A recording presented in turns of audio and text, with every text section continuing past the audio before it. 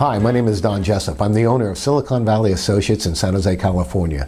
We're a residential real estate company, and we're here at our weekly program. We'd like to thank you and welcome you back.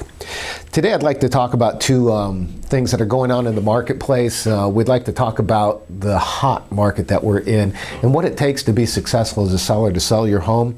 And I'd like to answer some other questions in and around that about is bigger better?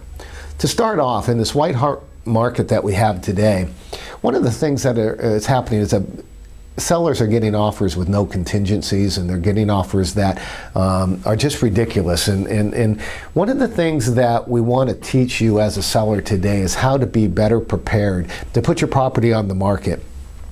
In a condition where you're selling your property as is, there's three things that are super important to putting your property on the market and being prepared before you get there. The first thing is the disclosures.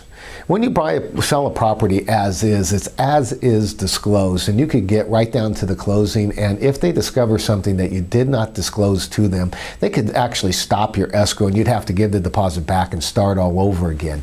And when you start to do disclosures, when you start to fill them out, you're going to have the transfer disclosure statement, you're going to have what's called a seller questionnaire, and anything that you know about the property since you bought it, since you moved in, inspections reports that you got when you bought the property, it would be important to include that on all of your disclosures. It also would be important for you to get inspections on the property. The three that we would recommend that you would get would be a property inspection, a termite inspection, and a roof inspection.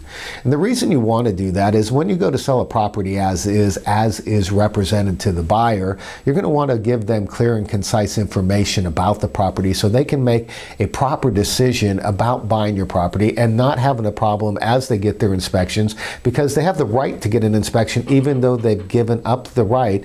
But it could cause your property, if they discovered something, cause your property to not go through. And so it's important that you do these types of inspections, because the as-is sale is going to be as is as you know it today, the day that they go into contract.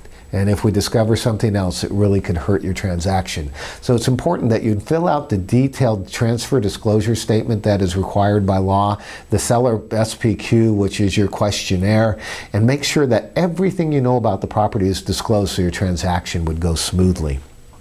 One of the questions I had this week as I was on a television show with a client of mine is bigger better?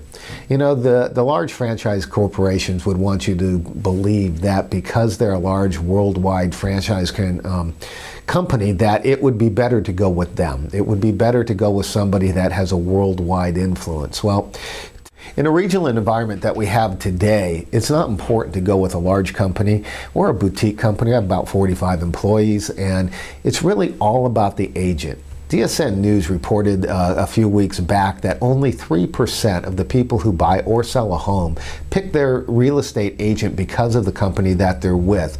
So it all comes down to who you choose, who you train. And as a boutique company, we handpick people for our business. And if you don't fit into the model and fit into the business model that we have, then you don't stick with us very long. A large franchise has to take just about everybody because the brick and mortar is so expensive.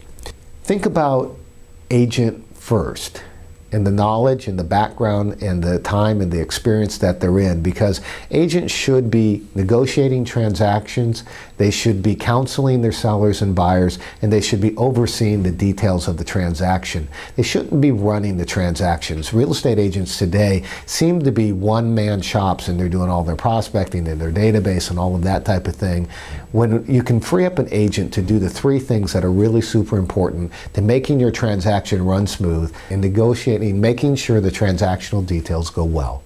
We'd like to thank you for joining us today. This is our weekly market update. Have a great day. Thanks.